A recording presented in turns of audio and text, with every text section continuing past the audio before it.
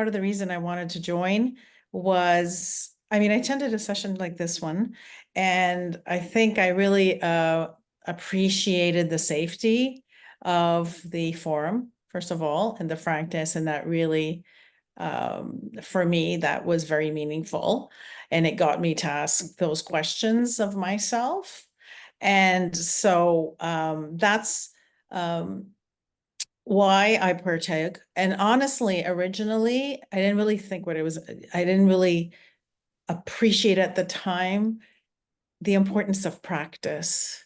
So, I mean, you can look at the presentations, you can read books, you can listen to books, but I think you really need to practice this. And I think it's probably, yeah, it's like someone mentioned the gym, maybe in a different way, but you kind of have to train your muscles to do this, and there's different muscles, but it's so that you can get that look. So I think for me, I didn't appreciate it till I was in this, that the practice is really important. And I think everyone does. I think you have to practice. I think we all have to practice. I think it's it's a journey forever, right?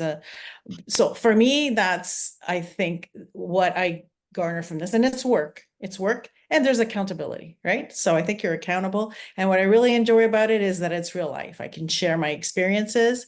It's not a what if or whatever. It's like what I'm really living at the time, which I find it really helpful at this particular time in my life, where maybe I'm dealing with certain things that, my traditional fall to reactions maybe weren't working, or weren't working the way I'd like them to.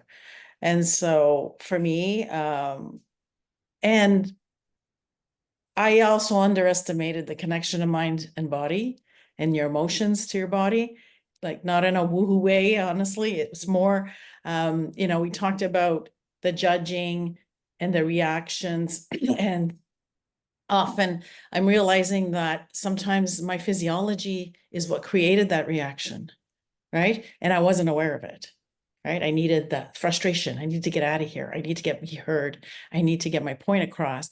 But now I'm being trained, almost like personal training, I'd say, in practice, to listen to that, which I never have, not enough anyway. So I think that for me, that was very important. You don't usually make that connection. You usually your mind and your body are two different things, but they're really not, right?